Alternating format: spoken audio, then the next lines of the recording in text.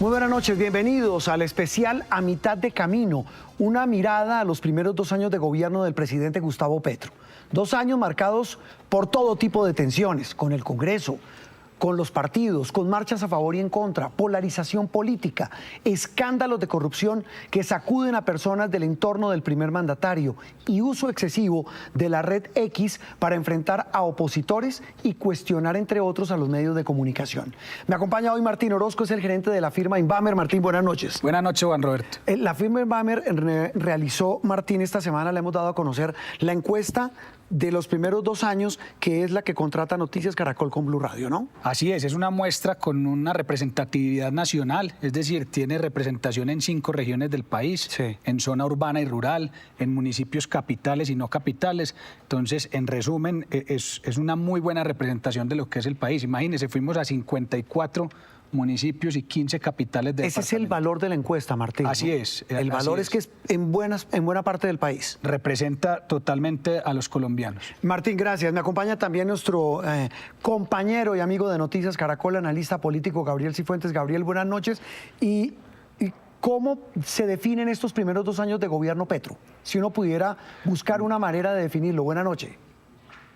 Juan Roberto, para usted, para Martín y para toda la audiencia, muy buenas noches. Creo que aquí ha quedado en vilo, ha quedado una gran deuda frente a la promesa de cambio y las encuestas dan cuenta de eso. Las preocupaciones ciudadanas van en contravía del discurso del presidente, que más que resultados se ha dedicado a dar consignas y promesas. Muy bien, vamos a hablar ya de eso, a desgranarlo con los datos de la encuesta que nos va a entregar Martín Orozco, con el análisis de Gabriel, pero también con reportajes que han hecho compañeros de Noticias Caracol para tratar de entender y tomar una foto lo más completa posible de estos primeros 2 años de gobierno. Martín, arranquemos con datos y con el análisis. La aprobación y desaprobación del presidente, es bueno recordarla. Claro, la aprobación del presidente hoy está en 34,6%, su desaprobación en 58,3%, que son cifras muy parecidas a las de mayo del 2023, es decir, un poco antes del primer año de gobierno, donde tenía 34 de aprobación, 59% de desaprobación. Gabriel, aquí sí, adelante, perdón, Martín. Si comparamos contra los primeros 100 días de gobierno, eso es importante. La caída sí se ve, digamos, muy representativa, porque pasa de una aprobación del 50% a una aprobación del 34,6%. Con esa foto, Gabriel, eso último que dice Martín es fundamental. Quienes apoyan al presidente dicen no, están los números que estaba en la última medición. Quienes son detractores del presidente dicen mire lo que ha bajado versus lo que tenía al comienzo de su gobierno. Hablamos de la encuesta Invamer. Así es, Juan Roberto. Mientras que los que apoyan al gobierno pueden decir que no ha variado mucho la desaprobación o la aprobación, yo creo que hay 3 conclusiones fundamentales. La primera es que ese constituyente al que tanto apela el presidente Gustavo Petro parece ir contracorriente contra lo que él piensa. Lo segundo es que tiene y parece tener un techo inamovible que se mueve alrededor del 30%. No importan los escándalos, las marchas, las protestas, ese 30% parece inamovible y esa es la base dura del presidente. Y lo tercero y más grave es que prácticamente 7 de cada 10 colombianos desaprueba la gestión del presidente, lo cual es una cifra objetivamente negativa y que puede afectar su gobernabilidad en estos 2 años que le restan. Viene otra cifra importante, Martín y Gabriel y televidentes, y es la que tiene que ver con el optimismo y el pesimismo de los colombianos. Sí, si las personas creen que las cosas en Colombia van por buen camino o por mal camino. Sí. Buen camino respondió el 29% de las personas, mal camino el 65%. Y en mayo del 23, buen camino era 23,6% y mal camino 70,7%. Es decir, mejora levemente el porcentaje de personas que dicen que vamos por buen camino. En términos numéricos, ¿hay alguna explicación, Martín? No, digamos que es una mejora, pero sutil. Para mí lo que llama la atención es que todavía el 65%, es decir, 2 de cada 3 colombianos, creen que las cosas en Colombia van por mal camino.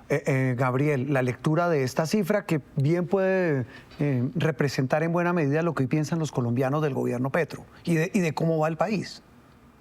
Director, yo creo que esto está muy cerca del margen de error, las variaciones no son sustanciales y esta cifra además confirma en parte la cifra de desaprobación, es decir, esas personas que tienen un pesimismo acumulado son las mismas personas que ven ese pesimismo reflejado en el gobierno. Si usted se da cuenta, no hay mucha diferencia entre esas dos cifras, lo cual confirma lo que señalaba Martín, y es que 2 de cada 3 colombianos no solo desaprueba la gestión del presidente, sino que cree que Colombia va por mal camino. Aquí viene en el siguiente dato, en la siguiente gráfica, Martín, Gabriel y televidentes, tal vez la principal novedad a mi modo de ver y quiero compartir con ustedes, y es cuando se pregunta de manera abierta, ¿cierto, Martín? Sí, no le damos opciones de respuesta al encuestado, sino que él dice lo que se le venga a su mente. Cuando le preguntan que cuál es el principal problema que Colombia tiene en este momento, y la respuesta es, Martín. Primero, desempleo, economía con 23%, Sí. mala función del gobierno 19,9%, orden público 19,1% y corrupción 15%. Si uno mira la foto de la anterior encuesta, la economía y el bolsillo y el empleo marcaban mucho más altos en la anterior medición. Sí, hoy sigue siendo la principal preocupación, pero en menor medida que hace un año. Marcaba mucho más alto. Mucho más, el 31% marcado. Exactamente. Y ahí viene la otra novedad, que aparece como segundo problema, la mala función del gobierno. Que si usted mira esta curva, que hoy está en más del 19%, en noviembre no llegaba ni al 7%. Sí, el 6,6% de las personas decían en noviembre que el problema era la mala función del gobierno y ya hoy es un 19,9%. Sí. Y es la cifra más alta que se ha registrado en esa respuesta como principal problema en Colombia. Tal vez esto, Gabriel, explica en buena medida el resultado de la encuesta de aprobación y desaprobación de la gestión del presidente.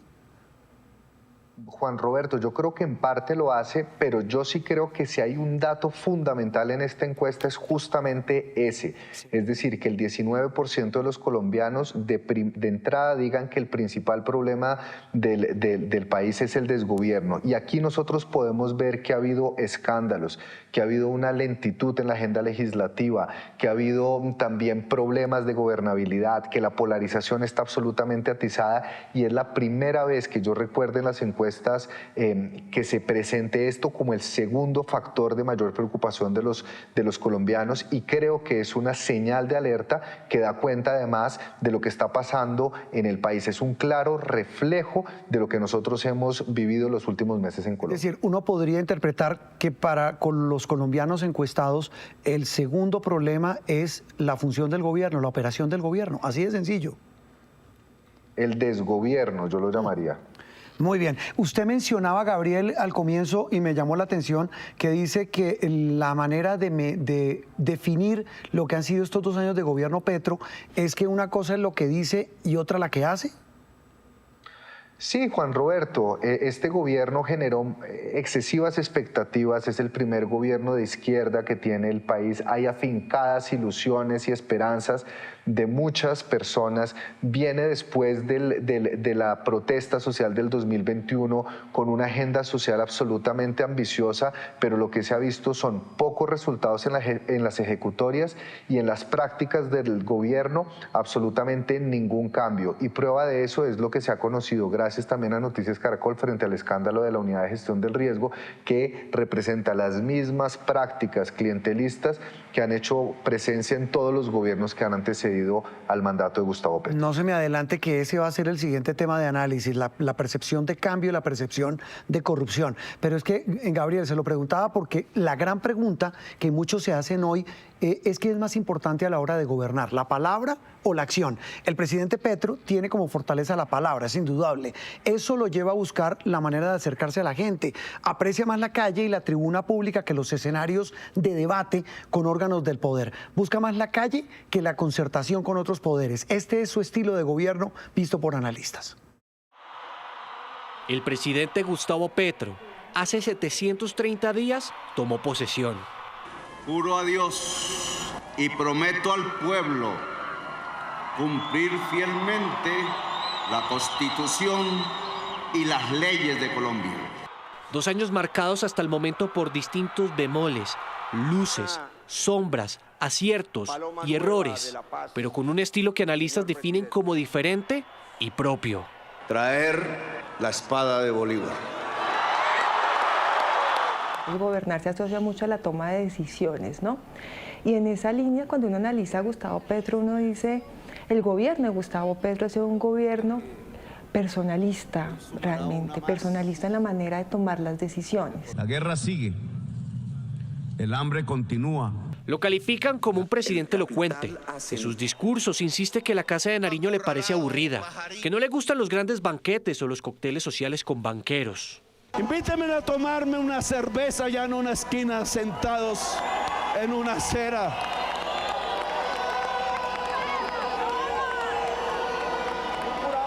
Invítenme a un baile popular. Su fuerza está en las calles. Allí encuentra el apoyo para sembrar sus ideas de cambio y darles fuerza en la agenda pública. Desde que inició su gobierno ha convocado 8 movilizaciones, 4 en el 2023 y 4 en el 2024. Jovencitos que fueron fusilados con el dinero público. Cuando uno no encuentra consenso en los ministros, cuando no encuentra consenso en las iniciativas presidenciales dentro del mismo Congreso, ¿qué es lo que hace? Sacar eso a la opinión pública para que la opinión pública la movilice y para que la opinión pública presione la inclusión de esos temas en la agenda pública. Una forma de gobernar que también migra a las redes sociales, puntualmente a su cuenta de X, donde tiene más de 7 millones de seguidores. Un estudio realizado por la firma Linterna Verde, experta en investigación digital, muestra que en su primer año de gobierno Petro trinó 5.650 veces, es decir, 15 trinos por día. Petro ha sido muy exitoso en convertir su cuenta personal de Twitter en prácticamente la única voz oficial del gobierno nacional.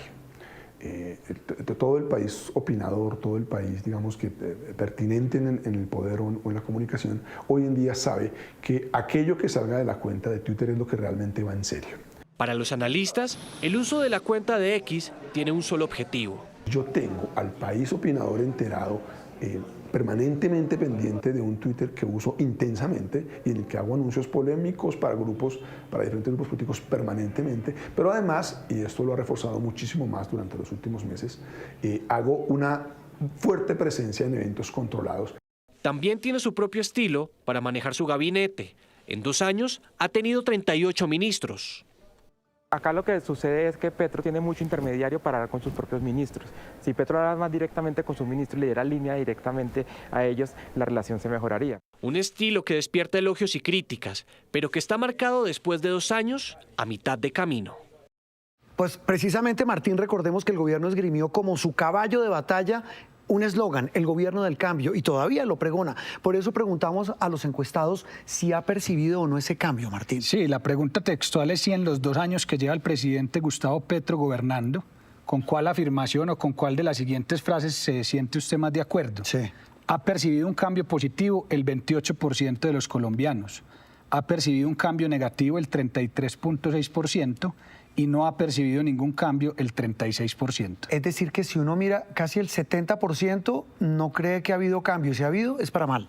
Sí, si se suman los dos. Incluso si uno dijera, pues si la aprobación del presidente es 34,6, está menor esta cifra, es decir, incluso personas que aprueban al presidente creen que el cambio no ha sido positivo. Ese es muy interesante. Y otro dato, Martín, conectado a este es la otra batalla o el otro caballo de batalla del gobierno, y es el tema de la corrupción, la lucha contra la corrupción, sí. En un gobierno salpicado por escándalos de corrupción. Si cree que en estos 2 primeros años hay menos corrupción, respondió el 19% de las personas, hay más corrupción el 33%, y sigue igual que siempre el 45,7%. Es que si uno mira entre los que respondieron que hay más corrupción o sigue igual, es el 80%. El 80%. Gabriel, esto pues refleja y reafirma la teoría de que ni cambio ni lucha contra la corrupción como banderas.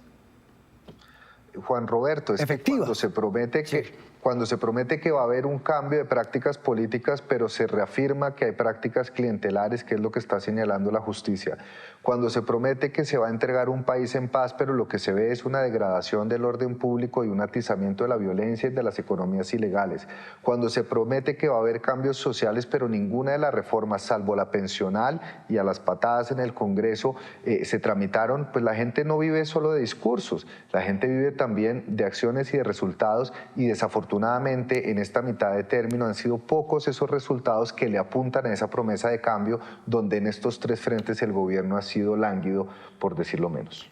Pues Gabriel, María Alejandra Villamizar, nuestra compañera de Noticias Caracol, habló con tal vez el político, si no más respetado, uno de los más respetados del país, el senador Humberto de la Calle, sobre lo que ha sido este gobierno en los últimos 2 años. El estilo Petro, sus proyectos, su relación con el Congreso hacen parte de este diálogo.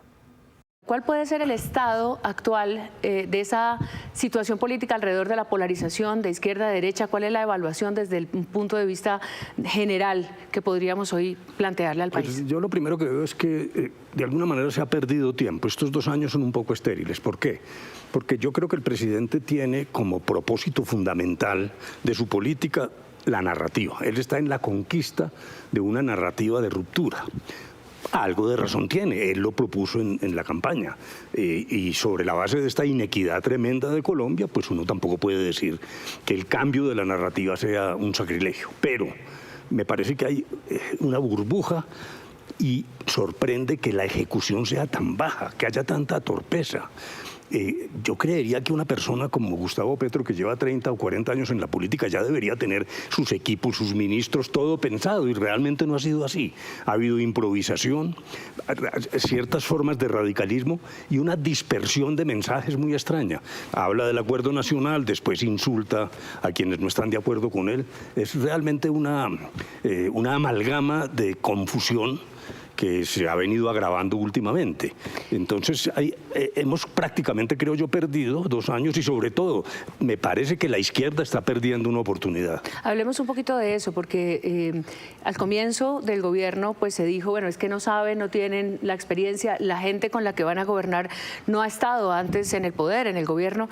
¿Qué tanto de eso ya, digamos, tiene que quedarse a un lado y que la izquierda misma haga su evaluación de tanta espera en la oposición durante tantos años para llegar al poder, y ahora ¿el poder para qué? Exacto, si dijéramos, yo creo que ese es el gran drama de la izquierda. Petro logró una cosa que parecía imposible, que era unificar todas las fuerzas de izquierda. Pero no solo se limitó a eso.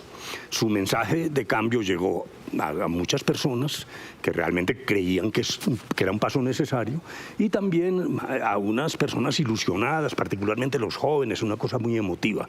Me parece que él ha ido perdiendo el foco, porque sigue con un apoyo muy fuerte. Uno diría que Petro tiene el 25% de la votación asegurado, pero en esos otros segmentos ha habido cierto desencanto. Yo creo que hubo gente que votó por Petro porque creía que era una especie de Lula y que aquí iba a haber una cosa más progresiva. Él vino con un discurso de ruptura y de desmonte de los 200 años de vida republicana de Colombia. Pero ¿hasta qué punto esa narrativa y esa ruptura también se toma su tiempo? Porque hablemos entonces del otro lado de la moneda, de la oposición política, pero también de una gran cantidad de población en Colombia que no tiene elementos para evaluar también esa narrativa de la izquierda, que no ha estado sometida, digamos, a esa narrativa de la izquierda. Cuando digo sometida es en términos del discurso político. Sí, no, yo no estoy diciendo que Petro esté equivocado en darle énfasis primordial a la narrativa, porque yo creo que él se siente como un precursor, y por eso creo que para él lo más precioso es justamente ese cambio de la historia, esa narrativa distinta. Pero hay una especie de paradoja, una ruptura en la política colombiana, porque muy buena parte de la oposición se ha limitado a trabajar sobre las ideas concretas, pensiones, salud, etcétera.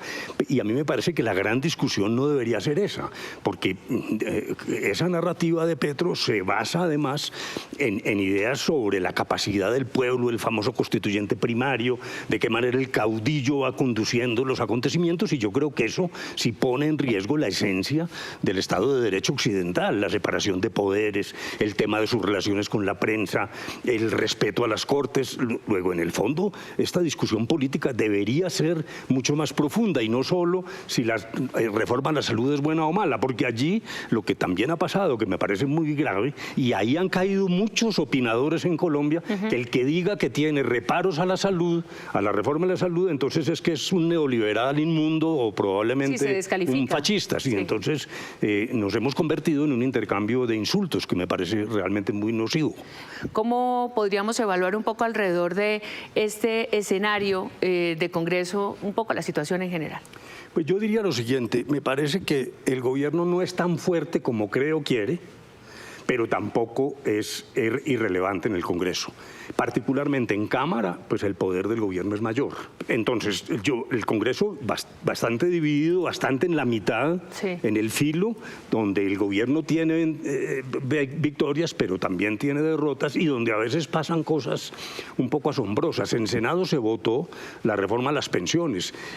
Y nos informaron, sobre todo voceros del Partido Liberal, que ese acuerdo se había conversado, no dijeron pactado, pero sí conversado con el doctor Petro. Se aprueba y al otro día Petro dice, no, yo insisto en el umbral de los 4 salarios mínimos, etcétera, etcétera.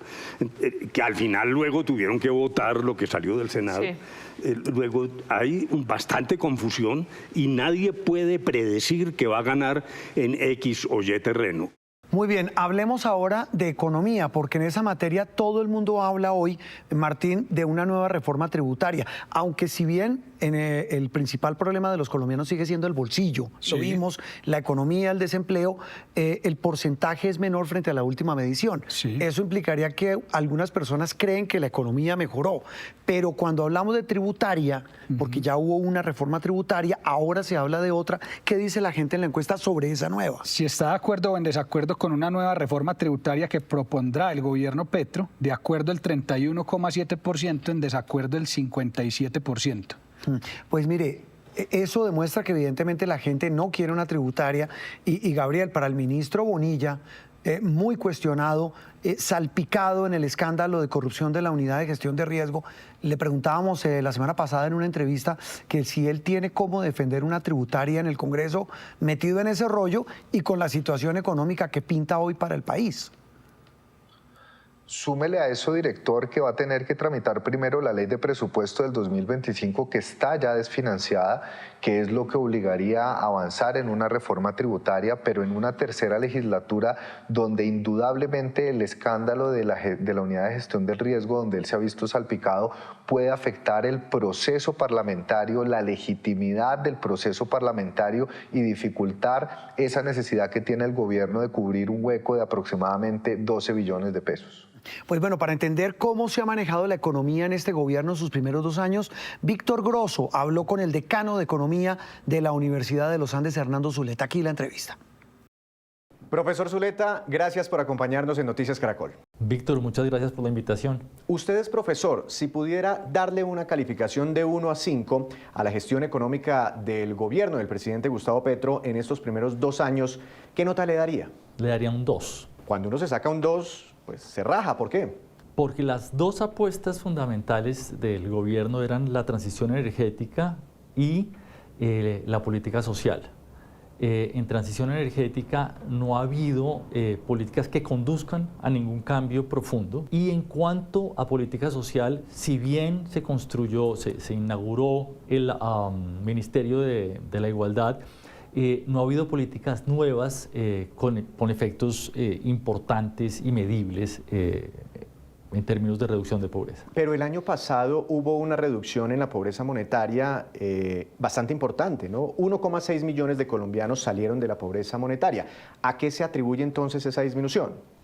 A varias cosas. Lo primero es la tendencia. Digamos, Colombia, desde que tenemos mediciones de la pobreza, viene con una caída tendencial en la pobreza asociada al progreso, al crecimiento económico, que tiene por supuesto un frenón en épocas de la pandemia, y lo que estamos viendo es el retorno a la tendencia de largo plazo. ¿Qué se ha hecho bien? Porque de otro lado se ven algunos sectores o algunas cifras positivas cuando hacemos análisis sectoriales. Creo que en gran medida se ha permitido que la economía funcione. Al comienzo del gobierno hubo varios aciertos.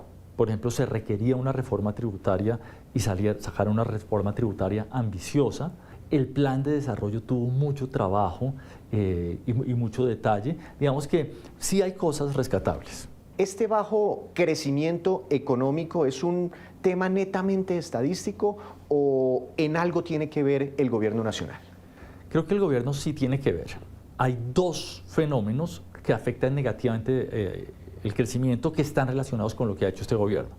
El primer fenómeno es una caída fuerte en inversión. Pero la inversión no ha caído también por la alta tasa de interés que ha tenido la economía colombiana, es decir, no solo por un tema de incertidumbre política. Puede tener, pero es que la tasa de interés es endógena. Pero las tasas que nos interesan a nosotros como ciudadanos son las tasas de mediano y largo plazo, que dependen de esa tasa del Banco de la República, pero el riesgo hace que, dada la tasa de interés del Banco de la República, la tasa de interés que se paga por inversiones, etcétera, sea mayor. ¿Cómo califica al gobierno nacional en este aspecto, que es sumamente importante, ¿no? La relación gastos-ingresos de la nación, el compromiso con el pago de la deuda, el cumplimiento de la regla fiscal que hasta el momento se ha cumplido? ¿Qué rescato? Rescato que el gobierno empezó con una reforma tributaria supremamente agresiva, que generó un recaudo importante, más de 1,5 del PIB, y básicamente esos recursos le daban tranquilidad al manejo fiscal. No obstante, hay cosas que son problemáticas. Por ejemplo, el crecimiento del gasto público del año pasado, que fue cercano al 20%, es excesivo. Este es el primer punto. El segundo punto, varios miembros del gobierno, incluido el presidente, viven coqueteando en público con la idea de no cumplir la regla fiscal. Y nuevamente, eso da una señal equivocada. ¿Se ha hecho algo para bajar estructuralmente las cifras de desocupación?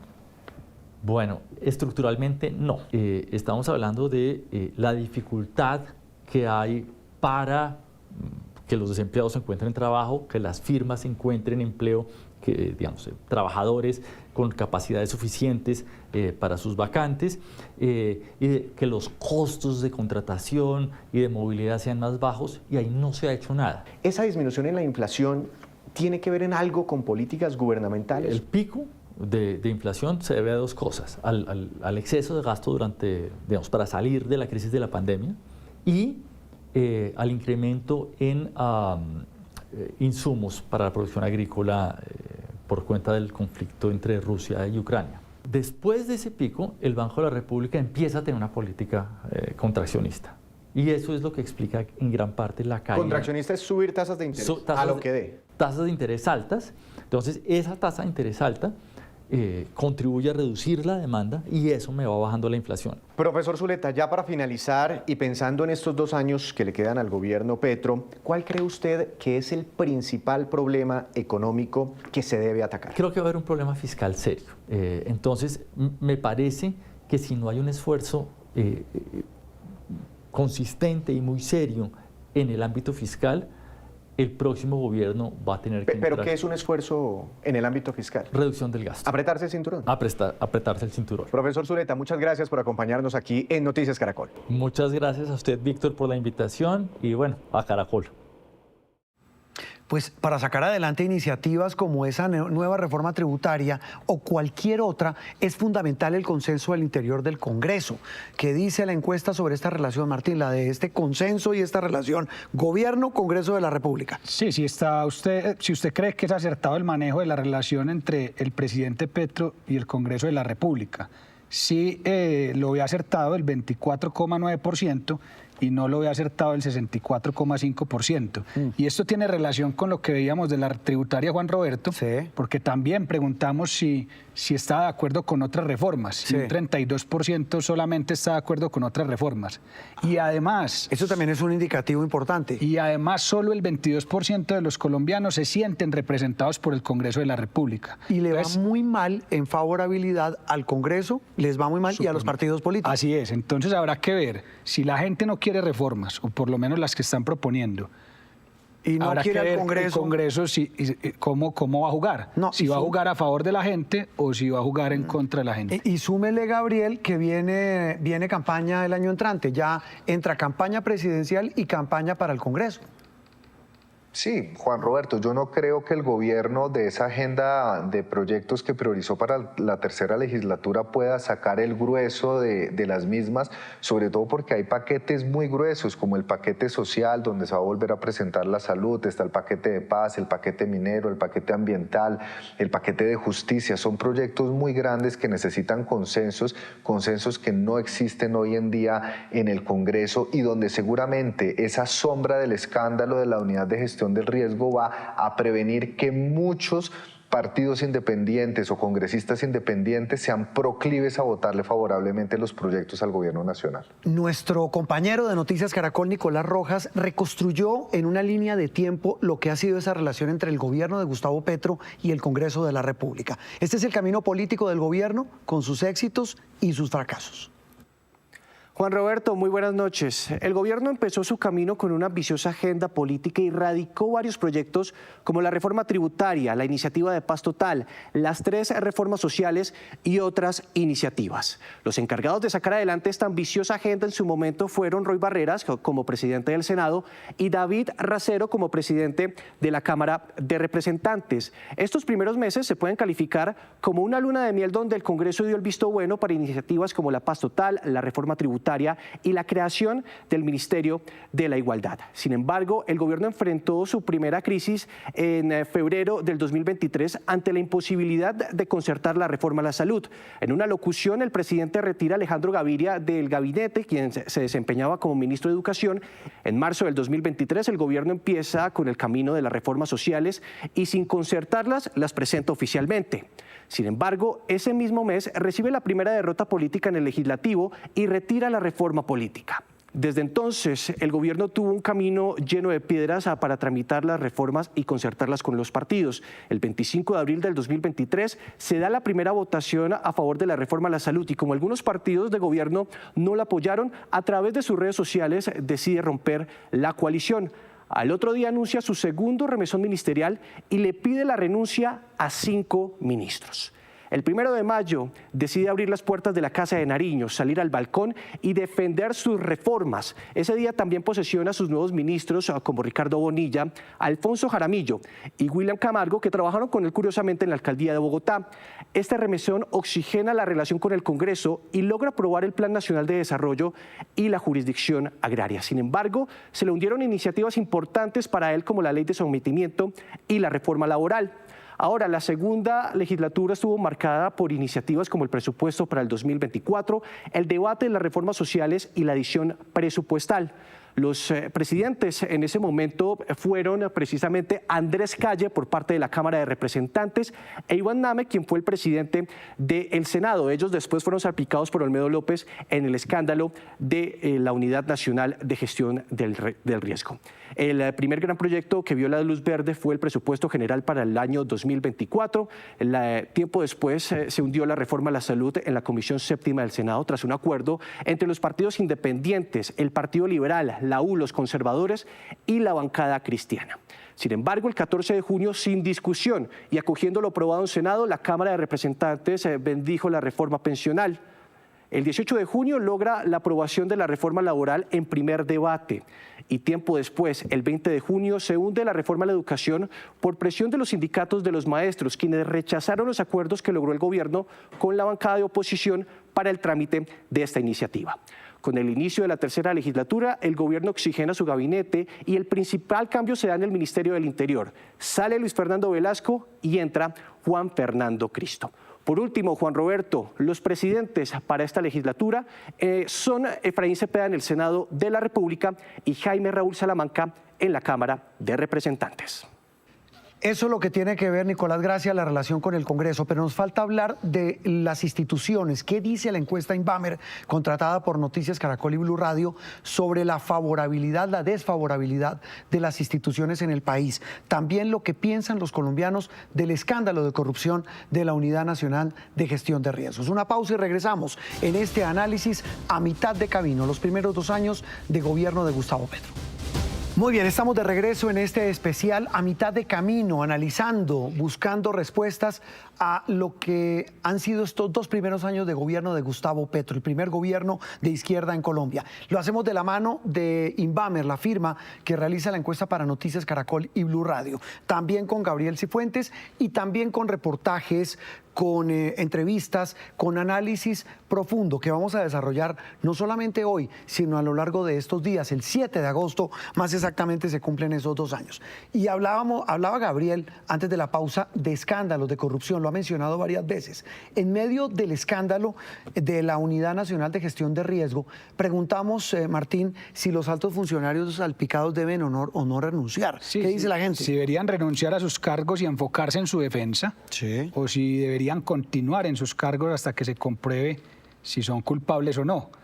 Creen que deben renunciar el 64% de las personas y no renunciar el 27,7%. Hay que aclarar, y es bueno decirlo, que este no es el único escándalo que ha sacudido a este gobierno. Escándalos que tienen que ver con corrupción, con tráfico de influencias, etcétera. Ese largo etcétera nos lo presenta Catalina Vargas. Juan Roberto, a lo largo de estos 2 años son varios los escándalos que han empañado al gobierno del presidente Gustavo Petro. Investigaciones judiciales que salpican a varios familiares y funcionarios de alto rango. Aquí les vamos a mostrar algunos de los más polémicos. Empecemos por ese primer escándalo, las chuzadas a las niñeras. Los principales protagonistas, ustedes los ven allí, son la directora del DAPRE, Laura Sarabia, quien para ese entonces era jefe de gabinete del gobierno, Marelvis Mesa y Fabiola Perea, niñeras de Laura Sarabia, víctimas de este escándalo, el jefe de seguridad del presidente, coronel Carlos Feria, y el fallecido coronel Oscar Dávila. El escándalo salió a la luz el 27 de mayo del año pasado, cuando Marelvis Mesa dijo que fue llevada de manera irregular a la prueba del polígrafo tras el robo de una maleta con dinero de la casa de Laura Sarabia. El 1 de julio del año pasado, el entonces fiscal Francisco Barbosa reveló que además las exempleadas fueron interceptadas de manera ilegal, haciéndolas pasar por integrantes del Clan del Golfo. En medio de esta investigación, el coronel de la policía, Oscar Dávila, también indagado por estos hechos, se quitó la vida. Aunque la fiscalía ya procesó a varios de los implicados en este caso, aún indaga la participación de Laura Sarabia en estos hechos. Veamos el escándalo número 2, los 15.000 millones de Armando Benedetti. Este escándalo ocurre casi de manera simultánea con el de las chuzadas a las niñeras de Laura Sarabia. Los protagonistas, ustedes los ven allí. El entonces embajador en Venezuela y hoy embajador ante la FAO, Armando Benedetti, junto también a Laura Sarabia, en medio de lo que expertos calificaron una novela de intriga de poder. El escándalo comenzó con audios revelados por la revista Semana en lo que sería una conversación entre Armando Benedetti y Laura Sarabia, en donde se escucha al embajador decir que él consiguió 15.000 millones de pesos y frases como: si no fuera por mí, no ganan. Por estos hechos, la Fiscalía abrió indagación contra Benedetti por el presunto delito de financiación de campañas electorales con fuentes prohibidas. Veamos ahora el escándalo número 3, Nicolás Petro. Pasó un poco más de un mes cuando la Casa de Nariño se vio empañada con este tercer escándalo con múltiples protagonistas. Pero los principales, ustedes los ven aquí. Nicolás Petro Burgos y Day Vázquez, ex esposa de Nicolás Petro. Desde inicios del año 2023, Day Vázquez dio las primeras puntadas del escándalo, pero fue el sábado 29 de julio cuando todo se desató con la primera captura en la historia del hijo de un presidente en ejercicio en el país. Según la Fiscalía, Petro Burgos habría recibido millonarias sumas de dinero para supuestamente financiar la campaña Petro Presidente y con ello se habría enriquecido de manera ilegal. Aunque en un inicio el hijo del presidente se mostró dispuesto a colaborar con la justicia, se retractó, por lo que será llevado a juicio en unos cuantos meses. Veamos ahora el escándalo número 4, la financiación de la campaña. Aquí hay 3 procesos. Uno que tiene como protagonistas al entonces gerente de la campaña Petro Presidente, Ricardo Roa, hoy presidente de Ecopetrol. otro donde aparece la vicepresidenta Francia Márquez y el tercero donde está el ministro de Salud Guillermo Alfonso Jaramillo. El primero de los casos se da por 500 millones de pesos que habría donado FECODE a la campaña presidencial, aunque a través del partido Colombia Humana. La irregularidad estaría en que organismos como FECODE no pueden girar recursos a una campaña presidencial. En el segundo caso, la Fiscalía averigua por otra presunta financiación ilegal de la campaña y tiene como indiciada a la vicepresidenta Francia Márquez. Y el tercero averigua también por una presunta financiación ilegal de la campaña al Congreso del Pacto Histórico, de la cual era gerente el hoy ministro de Salud, Guillermo Alfonso Jaramillo. El escándalo número 5.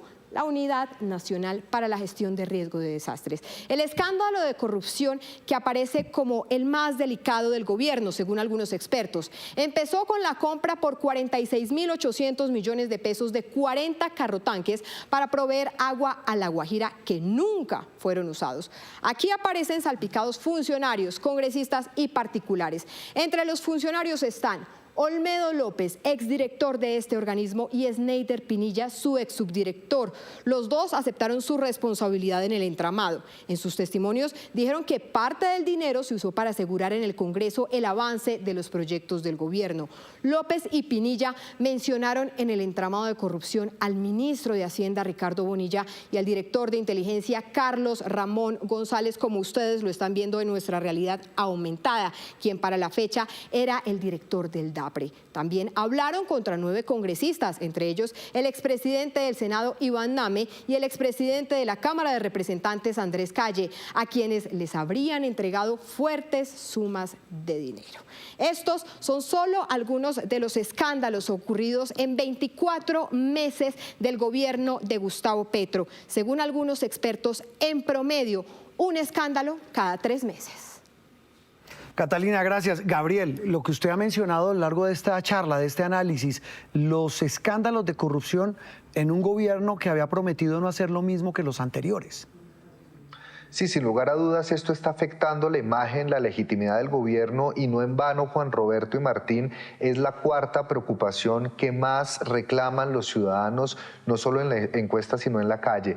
Yo creo que aquí el gobierno tiene que tomar medidas drásticas. El problema de corrupción no se resuelve con un discurso, y la toma de decisiones frente a la constitución del gabinete o la remoción de las personas que han sido implicadas no solo es una cuestión de ética pública, sino también de gobernabilidad y de la capacidad y maniobra que pueda tener el gobierno en estos 2 años que le quedan. Sí, y sobre todo transar, entre otras cosas, con fuerzas políticas a punta de favores, de prebendas, cosas, repito, que tanto se habían criticado en el pasado por parte de quienes hoy están en el poder.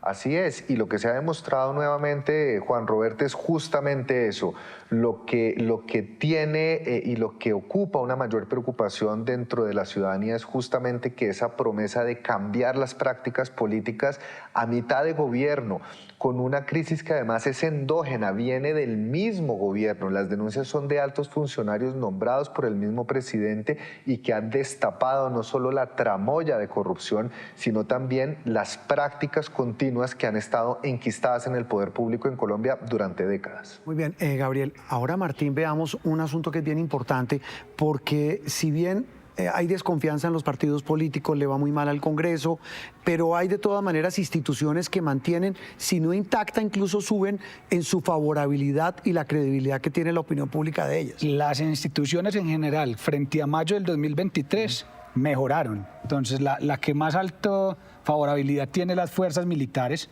con el 75.6%, y ahí cabe resaltar que es el mejor dato, Juan Roberto, desde mayo del 2017 que hacemos este Colombia Opina. Eso es muy importante. O sea, están recuperando el favorable que tenían hace años. Sí. En segundo lugar está la Registraduría Nacional del Estado Civil con 63% favorable, la Iglesia Católica también con 66%, en cuarto lugar está la Policía con el 62,7%, luego están los empresarios con el 59%, y los medios de comunicación con el 54,5%, por hablar de las 6 instituciones que hoy en Colombia tienen más del 50% de imagen favorable. Esto, Gabriel, ¿qué le indica a usted, esta imagen favorable de estas instituciones, en un país donde la institucionalidad está tan resquebrajada?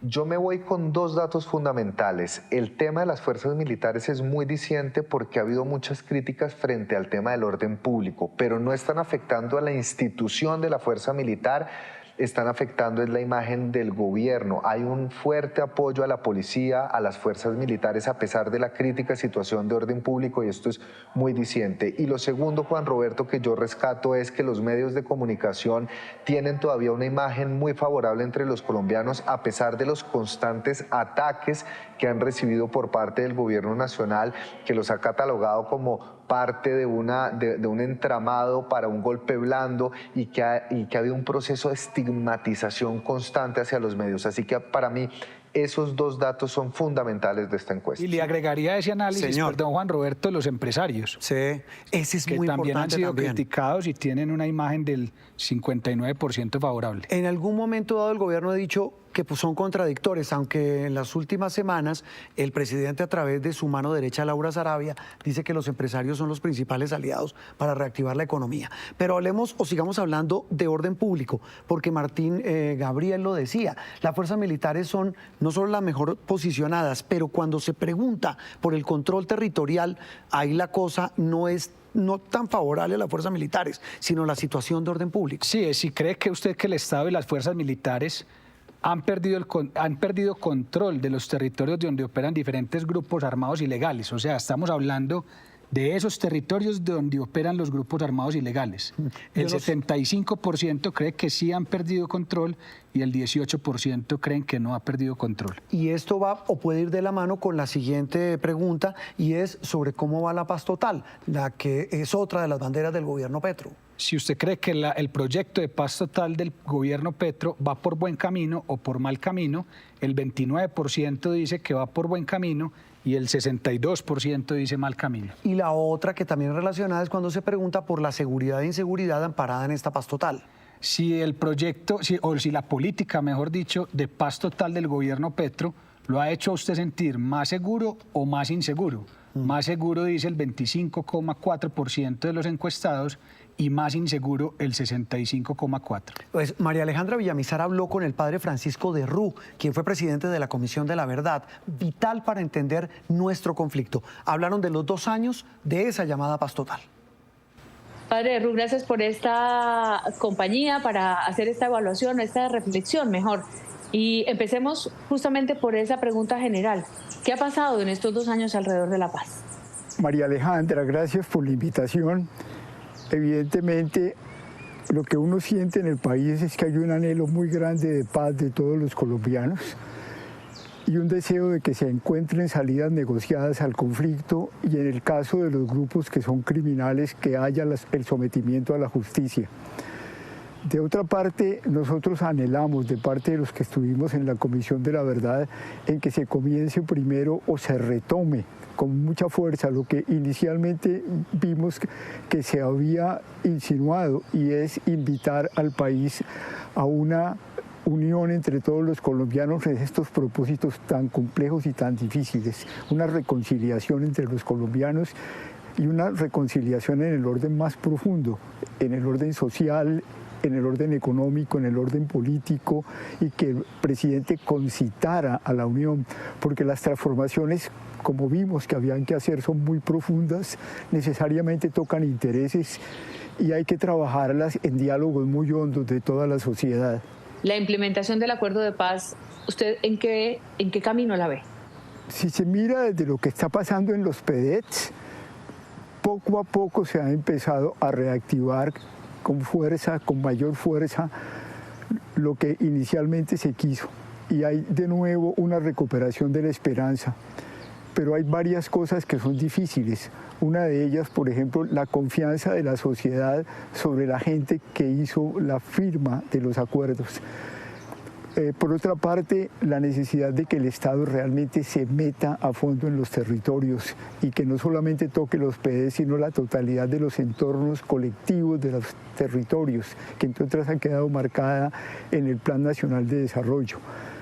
En estas cosas se siente que hay muchas fragilidades, y se siente que hay fragilidades también por la ausencia de la justicia en los territorios, que es sustituida por la justicia llevada por los grupos armados y por los grupos que están también vinculados con el narcotráfico. Allí hay fragilidades que hay que enfrentarlas con mucha determinación. Yo quiero particularmente llamar la atención en dos cosas. Primero, la situación en el país es distinta de la que tuvimos antes. Algunos piensan que el país empeoró, que la situación de violencia es muchísimo más grande. Eso no es cierto. En los momentos más duros de la confrontación en Colombia no teníamos masacres como las de ahora. Ahora tenemos cada mes un par de masacres muy dolorosas de 2 o 3 personas asesinadas. Entonces teníamos masacres de 120 personas como la de la Gabarra, como la de 89 personas en Bojayá, y el acrecentamiento del conflicto era brutal. Hoy en día tenemos una situación muy dolorosa, pero es distinta. Los colombianos están moviéndose por el país, el turismo en el país está creciendo con mucha fuerza, pero hay una situación muy dolorosa en sitios muy específicos de Colombia, donde las comunidades están atrapadas por los grupos que están justamente tratando de dominar los territorios para dominar sus negocios, porque la extorsión está generalizada y estos grupos armados viven chupando de la pequeña o mediana economía de los indígenas, de los campesinos, de las poblaciones afro, y dominan sobre los pueblos para extorsionarlos, y porque la paz misma no ha sido fácil con esos grupos en la enorme diferenciación de los grupos que están confrontando. No obstante el trabajo enorme que está haciendo Oti y que está haciendo Camilo González en los territorios donde están. Hay una tendencia muy clara en la opinión que se inclina por afirmar que esta situación de resurgimiento de los grupos armados que llegan a las regiones y alimentan los negocios ilegales tiene que ver con una especie de, no digo complicidad, pero sí complacencia, entre comillas, o por lo menos licencia de parte del gobierno. ¿Usted qué le dice a las personas que afirman de manera incluso categórica, también por las redes sociales, pero en términos personales también y en directo, esta afirmación? Yo no siento eso, que el presidente esté permitiendo que los territorios queden en manos de estos grupos, que además de ser grupos con posiciones políticas cada vez más flojas y mucho más fuertes en las propuestas económicas y en el dominio económico sobre los territorios. Entre otras, una de las cosas preocupantes es que ante la falta de alternativas económicas del campesinado, y no solamente del campesinado, sino también de grupos indígenas y de grupos afro, la gente en los territorios, al ver que estos grupos que dominan sobre la coca y dominan sobre el oro y dominan sobre la producción de valor en los territorios, la gente se les pega. Y además al pegárselas es protegida por los mismos grupos, creándonos una situación que es intolerable para Colombia. Pero yo no creo que el propósito sea hacer eso.